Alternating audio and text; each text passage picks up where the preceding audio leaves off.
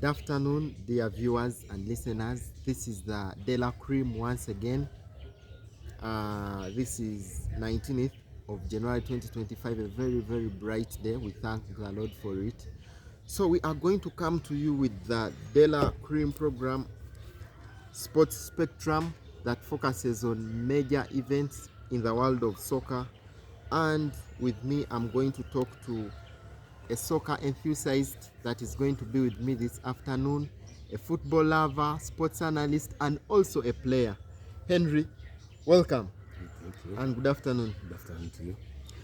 So, have your opening remarks to the viewers and listeners. The viewers, thank you for loving us, thank you for supporting us, and thank you for sharing the likes and sharing our views to the Premier League supporters. Whatever you listen, it is, when I talk bad about Manchester United, don't become annoyed. When I talk about Kitala, don't become annoyed. But we are just analyzing. Yes. It is my view. It's our view, yes, not your view, not your the viewers. Yes, so keep on sharing and keep on commenting. Where you want us to change, you are our bosses. So now, Henry, we are going to begin with what made major news in the Premier League yesterday. We had so many games happening, but one which we are going to focus our mind on is the Arsenal versus Aston Villa game. Henry, Aston Villa 2-2 after Arsenal had led 2-0. What does that mean to Arsenal? I think this shows that Arsenal, they have learned nothing and forgot nothing. Yes, like a historian. Yes, as historians, you know that when you talk about King Louis Philippe, who used to walk on the streets of France while eating maize, he learned nothing and forgot nothing. We have seen Arsenal competing for the last 2 seasons, and we thought that maybe this third season, after seeing Man City struggling, we thought that Arsenal by this time it will be leading. But Arteta, he has failed to learn from the history, because we saw him last season taking a trophy from him with only two points. We thought that maybe this season is going to show some maturity, but Arteta has failed to show the maturity. He's just gambling. That is the best term, because we saw gambling with Thomas Partey, as he was also gambling with Kai Havertz. I can tell you, if Arsenal doesn't sign a striker, they will keep on struggling, and the Arsenal supporters, they will keep on abusing their players and their coach. When they win, they will praise them. But wait, Henry, before you blame Arsenal, where is the problem? Where is the problem? The problem with Arsenal is mainly number 10 and number 9. We are not seeing that connection. The flow, number 6 is playing his role, and even the defenders. Mention them by name. Plus the goalkeeper. We are to make it very clear to our viewers. Now, I can tell you that the striker for Arsenal is Gabriel Mahrez. That guy who is putting on just 6, yes. Not Kai Havertz. Yes. Because why? This is the guy who has been coming and scoring goals where Arsenal needed. But their striker is again scoring difficult goals than scoring the cheap goals. We saw Havertz missing many chances. A striker, after looking at the goal, you need to score. Even if you put the ball outside, but you score. And we are seeing that Arsenal is missing Bukayo Saka. And Bukayo Saka, he has been the DNA for Martin Odegaard. The absence of Bukayo Saka is even showing us that even Odegaard is also absent. Was Aston Villa too good to pick a point from Arsenal, or Arsenal slept to leave their lead go by? No, Arsenal slept, because there is no way you can tell me that you can lead 2-0 and they come and they equalize you 2-0 and you say that you want to take a trophy. But then, Henry, let's talk about Arsenal having injury concerns. One of your best players is out of the game, Bukayo Saka. He's one of the best playmakers Arsenal has had. So he's having 10 assists for the games he has played. And also your best defender, Ben White. Ben White has an average of 0.7 something when he's at the back. But now that he is not at the back, there is an average of 1.7 something goals that have been considered. Don't you think you're missing Ben White and Bukayo Saka? Don't forget that even yesterday's game, there was even a lot of gambling. We saw Timber playing in the center back with Gabriel Mahrez. We saw Thomas Partey playing in the left back. We saw this young boy, Scary. He was also in the back. So Arsenal this season, they have got a lot of injuries. So they should just look. Or ask their doctors, why is it Arsenal having many injuries? I think maybe before we strike a very hard question to the medical team, Arsenal's board of directors is something to blame, because Arsenal is lacking a squad depth to go into a competitive space with teams like Liverpool, with teams like Chelsea, teams like Manchester City. We have seen City miss out on their key player, that is Rodri. But then they have tried to cover up so well. But then Arsenal is missing Bukayo Saka and they're struggling. They're missing Ben White and they're struggling. Don't you think Arsenal is having a question to ask the wrong people? Awo kati nange wembuuliza equation yange wejjange njitwala eri Ateta wata Nketiah ani gwe waleeta? Vieira wamusindika mu Portugal ani gwe waleeta? Okitegeera? Smith Rowe wamuta n'agenda ani gwe waleeta? Yakuddamu nti awatabeera Ben White aza Thomas Partey mabega n'abanga akavalinga. Kati gwe tolaba nti Thomas Partey amumisinze nnyo ate Ateta ono musajja ayina emputtu. Lwaki nkugamba nti ayina emputtu? Tayiga. Arsenal we yagenda n'agula Kai Havertz yamuleeta ng'aze kusamba namba ya Granit Xhaka. Wekyagaana jjukira yamugula sente nnyingi n'ayagala jamusibe ku bawagizi agambe nti tanansala n'amuteeka ku striking. Kati ali ku striking avuya. Kati saawa zino ekiri kubya Arsenal kiri ekintu kimu kya Ateta kugaana nti Merino agaanye okwatayo. Premier League emubodde, Merino ali siro. Merino gwali sambisa saa zino midfield n'asika Thomas Partey n'amuteeka emabega. Naye omuwagizi wa Arsenal yenna buli lwalaba nga Thomas Partey amutadde emabega amaanyi gamuggwamu. Kati Henry, ku mutindo gw'olaba Arsenal eyolesa zino ennaku, gw'olabira ddala nga Arsenal ekyasobola okuvuganya ku kino ekikopo? Erina kusaba busabi nga Uganda weyasabiriranga eddo. Maye kati Uganda twavaawo. Tulabira ddala nga mu bifo eby'enkizo nnyo ttimba eyandibadde nayo okubanga etwala ekikopo. Olugobyo Oluteebi, wodde eno mu bbaaka, nodda midfield. I think Arsenal is struggling so much without Ben White, without Saka up front, with the wasteful Kai Havertz at the center front. So I believe Arsenal is slowly losing onto the big prize. Arsenal okomawo mu kikopo. Kwa kati saa zino omusajja amusinga obubonero buli mukaaga. Jjukira alina omupiira omulala gumu. Kati omuwagizi omutuufu olina okubala obubonero 9. Kati obubonero 9 busooka obale obubonero 6. Obubonero obwo 6 ogenda bubala otya? Balanga osoose n'omwekubira. Wonna amala omwekubira okoze otya? Bastrika gye bali. Genda mu CPJyo Jokarezi muleete. Arsenal, Henry, ekoze eki okubanga improvinga mu buno obuzibu bwa squad depth nti Saka taliiwo tetujja kukaaba nnyo? Obuzibu bwa Arsenal saawa zino buli kukaabira ku striker omulumbi omutebi okubanga balikola emikisa. Joka Askeri kataddewo omupiira ne gujja ne guyitawo buyisi nga Kai Havertz ate abagizi ba Arsenal bayinza onyigira Kai Havertz so naye njagala batunuulire Kai Havertz. Kai Havertz akola ebintu bingi ku kisaawe. Kai Havertz ogenda musanga nga adropinze nga kumpi ali outside of 18 wa David Raya.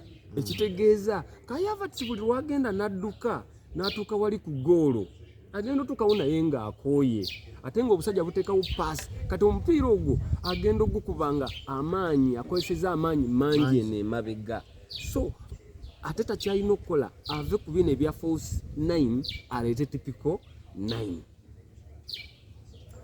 Arsenal loses ground in the title race as Villa fight back to level 2-all draw. So Henry, in the last 5 games that Arsenal has faced Aston Villa, 2 wins have gone into Arsenal's side, 2 wins have gone into Aston Villa's side, and we see this as their major draw. Henry, eno Aston Villa yennyini yakusuza obubonero obusatu ng'oli ku kamalirizo akagoba omusajja yali atwala ekikopo.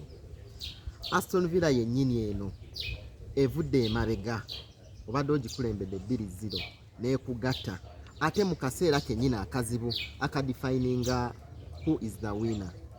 Aston Villa eno abawagizi ba Arsenal kinaba kitya singa Arsenal ekikopo kimulemye. Ekirala kyolina okumanya nti Aston Villa eri mu London. Yes, it's a London derby. Ekyokubiri kyolina omanya nti Unai Emery yaliko ku Arsenal. Yes. Ate tasigo yasikira nga bamaze nga interim amaze okuvaawo Frederick Rumbaga. Kati nandibadde njagala okubuuza n'ekibuuzo ekirala Henry. Oba emikisa emingi gye twalabye Arsenal creating nga tezigenda amabega w'akatimba. The best goalkeeper in the whole world was versing the best goalkeeper in the Premier League last season. Oyinza okulowooza nti ekyo kyabadde ne impact kubanga bano abasajja ababiri bombi Emiliano Martinez ye kipa kyasinze obulungi mu nsi yonna yakoze save ez'amaanyi ennyo which if it was on a bad day omupiira mwandibadde muguwangula ku goolo nga 4. Era mu tiimu yonna erinafuna obuwanguzi ebeeramu n'oyo omuzannyo w'enjawulo. Kati yetuba nga twabadde neyo competition ey'aba ababiri tikitegeeza nti era kipa asinga mu nsi yonna yatulaze nti yasinga nono asinga mu Premier League ate ye teyatulaze. Golden Glove holder yalemereddwa defending commanding ekisenge kye era twalabye nti Thomas Partey obwongo bwagenze mu namba 6 ne yeerabira nti akubye eri era yabadde ali kujja wano namba 6 wayina obeera akasajja ne kamwebbako obutikitiki bwabadde bubiri ne kakuba omupiira muki kati kipa asinga mu Premier League awo yabadde alina otulage nti omupiira ogwo gwabadde nga gulina okudropinga bwe guti naye yandibadde nga atuuseewo kubanga twabadde nga tukiraba Martinez yabadde nga akikola Martinez nga akomandinga ekisenge kye Martinez nga ayomba Martinez nga ayagala nakuba bukubi. Nze singa baba bambuuziza ekyo ekibuuzo kyenkubuuziza ekizibu ekyabadde ndaba nga Arsenal yabadde n'ekizibu ku ludda oluteeri si mupiira guno gwokka emipiira emitono egiyiseeko ne ku ludda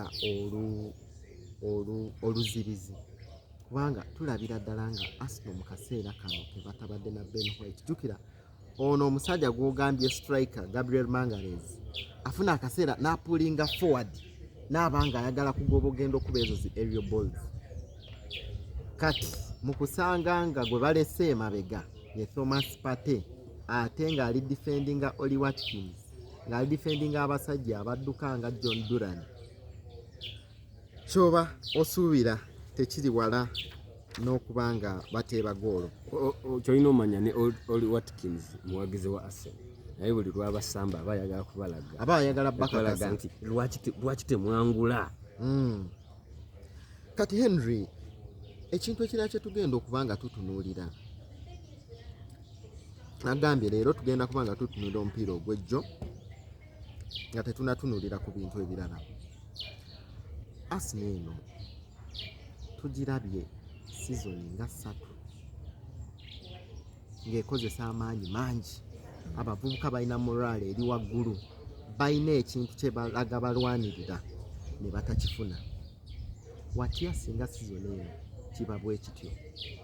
Henry, oyinza okulowooza nti abasambi abamu bayinza okwawulira Arsenal ne bagenda ne banoonya ekiruubirirwa kyabwe elsewhere. Don't you see Arsenal becoming more worse than it is now in the seasons to come? Yes, it is very true. Ojja kulaba twatandise owulira oluvuuvuumu nti Madrid eyagala Saliba aba alina okugenda okabaringa omuzeeyo n'aligenda owummulaba mwitaani owe Germany Rudiger ayagala kutambulamu, ayagala agenda kunoonya ku ssente mu bawala n'ebitiibwa. So kati ojja wulira nti ne Bukayo Saka naye Barcelona wevaayo negamba nti emwagala. Nze nina ensonga zange zendaba zikyasinza okulemesa Arsenal. Nina ensonga 2-3 ze nsobola okulaba. Ensonga esooka ndaba nga Ateta akyali assistant. Gwekiraba oti Mikel Arteta akyali assistant. Osinziira ku ki? Ekisooka decision zaakola olese Sterling, olaba Sterling agaanye, lwaki omwesibako? Olaba Kai Havertz agaanye. Kai Havertz oyo omanyi asobola okukubira wingi, asobola okukubira 10. Osobola n'omudropinga n'omuteeka paka mu 11. Olina Tosad naye asobola okuwa ekintu ekyo, asobola okukubira wali ku striking n'okukubira we. Lwaki ono waba alemereddwa ku mupiira gwa Manchester United, lwaki era omulemerako era n'omuleetaawo omupiira gwa Aston Villa? Best finisher mu Arsenal saawa zino ze mu kutunatunulamu ndaba nga Tosad. Lwaki togesa Tosad n'ojja n'omuteekaawo? Ekyokubiri depth, squad depth nakyo nkiraba nga Arsenal kyagijje ku kikopo. Then ekyokusatu ze injuries ezo. Then ekyange kisembayo striker. Ebyo byonna biri ku squad depth. Singa squad depth emala ne striker wandibaddewo kubanga nze nkubuulira singa Nketiah yaliwo singa saa zina sente eri kubanja. Lwaki twogera ku Gabriel Jesus singa ye main man striker wa ye main man naye already yali yamusikayo, already yali yamuza ku wingi. Ekitegeeza kiri kyali kyagaana ekyokubeera wali mu maaso. Wakirabye mu mupiira gwa Liverpool n'olaba Nunez kye yakoze. Typical number 9 ekyo kyalina okukola. Olina okubeerayo, genda oleete Victor Osimhen ajja atuulaawo. Siva ku bino ebyokutuma omupiira ogulina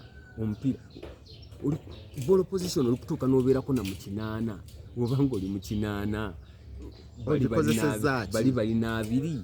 Kati kiki ekikuleetesa Kai Havertz ng'omanyi nti yagenda droppinga dene mabega noonya typical striker. Era Arsenal mbagamba yomubanga temufunye striker ekikopo mukyerabire. Omusajja oli alina experience muve ku bino yomugamba musimanyi abadde yakajja Slot ye yawangula ekikopo ky'Ebuddaaki. Kati Henry oyogedde ku nsonga egamba nti okubanga ttiimu mpanguzi eba n'oyo omusambi ow'enkizo. Kati club ya Arsenal musambi kyoyo wolowooza nga wankizo etambulirako ensonga za Arsenal? Bukayo Saka ataliiwo. Kikyosuubira kati bw'aba taliiwo ate ani aliwo nga fundamental player? Saka waba taliiwo. Omuzanyi yandibaddewo nga fundamental player yandibadde Odegaard. Ne Odegaard naye taliiwo nga Bukayo Saka. Omuzanyi omulala owokusatu mu picking gwe twandirabye nti yandibaddewo yandibadde David Raya. Naye David Raya tetuliraba talikola kimale ekyo. Tulabe nga alina goolo zizajja. Omanyi tetujja kulaba ng'olikola busevu. Twagala kulaba ng'olemesezza goolo eziyingira. Tulina ekintu kye tutera okulaba kwonnami oyo ng'akola. Olaba nga kituufu nga tiimu bagikubye naye nga akoze kyamaanyi nnyo n'ajjamu emipiira. Kati oyogera ku musajja Martin Odegaard, nze ndabidde ddala ng'eno tebadde season ye, kubanga bwe tutuuka ku mupiira nga tugenze halfway the season nga playmaker midfielder tanagenda ku double digits okubanga alina assists, then season ndabira ddala nga ebadde enzibu ku side ye. kubanga olaba alivuganya n'abasambi nga Mosala ayina goolo 18, ayina assist 10 na meka, to be exact Mosala ayina assist 13. Ojja kulaba omusajja omulala Bukayo Saka ataliiwo, amaze akaseera ku ndiri, ayina assist 10. Kati gwe eyandibadde afiidinga